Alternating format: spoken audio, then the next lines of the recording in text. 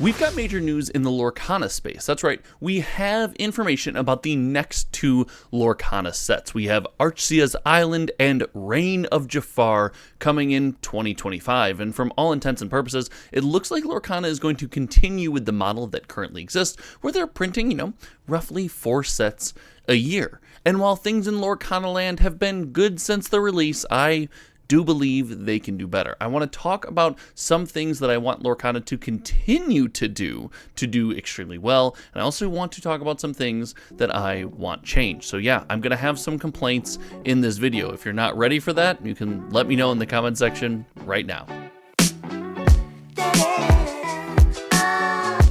As we do in every Lorcana video, I will remind you, I really enjoy Disney Lorcana. It's a wonderful way for my family, my loved ones, to gather around a hobby that I have had for the better part of 20 years. I have not been able to get anybody interested in any TCGs, and then comes along Lorcana, and everyone seems to be willing to talk shop with me, if you will. And for that reason, I'm extremely passionate about Lorcana's long-term success. But looking back on the inception of Lorcana, there were some questions. Will Ravensburger have what it takes to make the hard choices and do the right things to produce a good trading card game? And so far, so good. Lorcana's been exceptional. The gameplay has been not only good enough, but I would think exceeds my expectations, and the use of the Disney IP has been wonderful. You couple that with the chase of the enchanted cards and the value of a lot of these promos for attending special events, and then sprinkle on the crossover with regular Disney IP in the universe. Lorcana being available at parks, seeing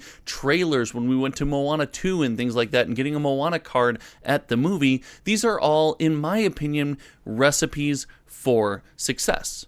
But there are some things that Ravensburger does that I don't necessarily agree with. So join me today, and if you like discussions like that, make sure you click the subscribe button. If you want to go further, click the join button to join the channel membership. It's $5 a month, and it goes to supporting the channel and all that we do here, so it all doesn't always come out of my pocket. Thank you so much for anyone who subbed and clicked that button.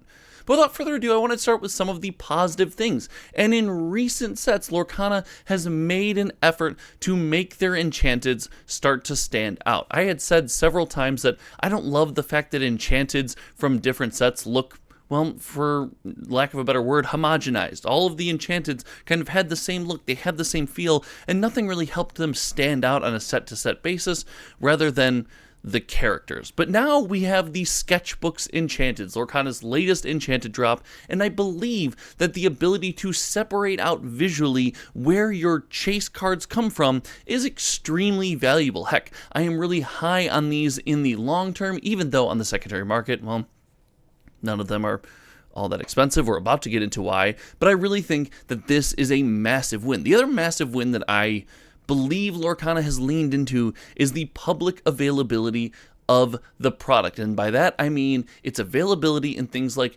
big box stores, Walmart, Target, wherever you might find these products, GameStop.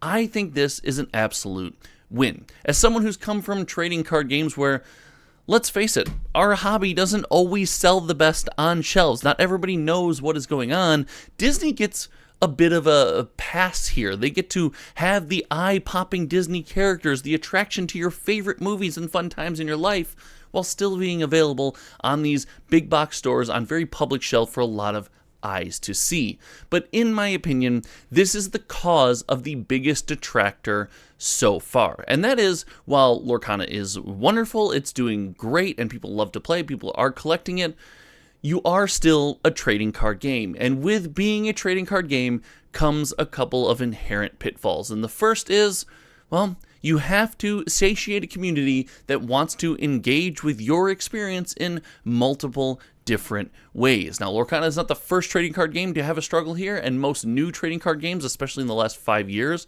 have really found it difficult to find any kind of balance with the way that people engage with their product, with their experience. Now, Lorcana has done, as I said, an exceptional job on the gameplay side. I know I've had people in my comment section, I know I have people out here on the internet and the World Wide Web telling me that Lorcana is the best gameplay experience known to man, and it's all subjective, but frankly, I just believe that's absolutely not true. But what it is an excellent gameplay experience. It's a wonderful time. It's easy to pick up. It's difficult to master. It has all of the wants that you could have for a trading card game, especially for one that is going to target more, let's call them trading card noobs, as evidenced by its presence in these big box stores, these Walmarts, these Targets.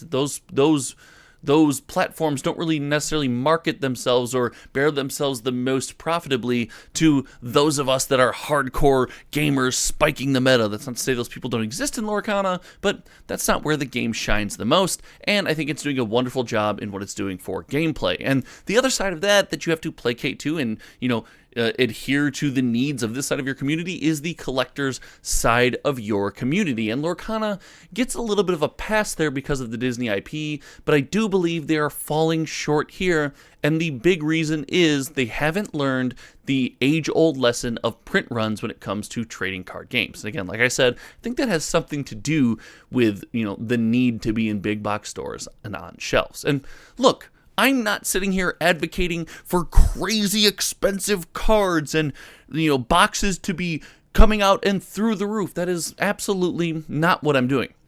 But the last couple sets, according to all of the data that we have collected on cardboardfinance.com, an application that we build here, we collect every single sold listing of sealed product from online sources like TCG Player, and then we aggregate all of those and keep them until the end of time so we have a better picture of what the world actually looked like. According to all the sales, it does seem that, Lorcana sets come out and drop in price very quickly. And this is a problem, not maybe for you and I like the end consumer or people who are looking to spend our hard-earned money on the cards. In fact, if you are a fan and you love what you're doing, that's probably a little bit better for you. You save a couple bucks here and there.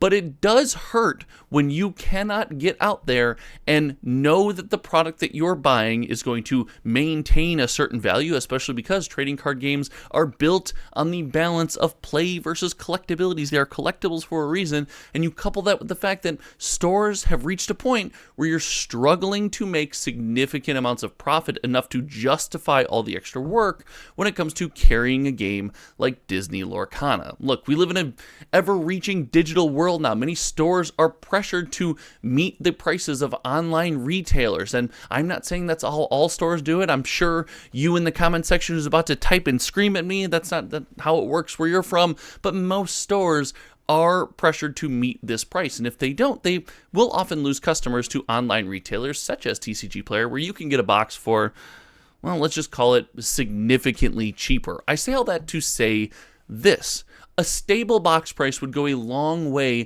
for the future of Disney Lorcana. It would give confidence to collectability. It would let people know that the hard-earned money that they are spending is not just for a play experience and game pieces, and I don't want to get in the game piece versus like those. You have to be both. That's just how the world works.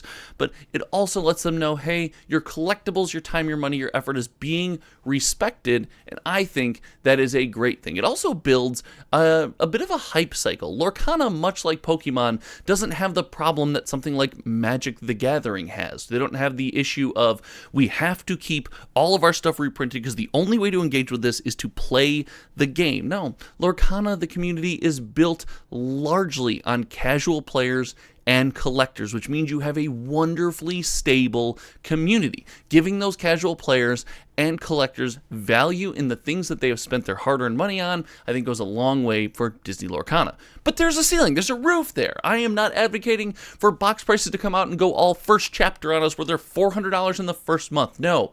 I'm looking at something like Magic the Gathering has done with the Play Booster box, where boxes are released and, well, we're looking relatively stable. We sit around the exact same price, and it's not exciting. There's no ups, there's no downs, there's no all-arounds. It is just a stable box price. And in my opinion, that is the biggest need, the biggest lesson that Ravensburger still has to learn. And as they continue down this journey, I am sure that they do not want to keep printing product, just having it sitting there doing nothing. So I guarantee that this lesson will be learned sooner or later. It's a question of how fast and what happens between now and then. I am excited for the next two Lorcana sets, especially the Jafar set. Listen, I'm a big Aladdin fan. I like the songs in Aladdin. My daughter likes Aladdin. The first box that she picked up at the game store, she picked up a Lorcana box. She said, I want my Aladdin box, Daddy. I said, there you go. She got a little card holder deck box. We're big fans of Aladdin here. That is going to be an absolute win in our house. And if you think this video is an absolute win, even if you didn't like it, if you just like the conversation,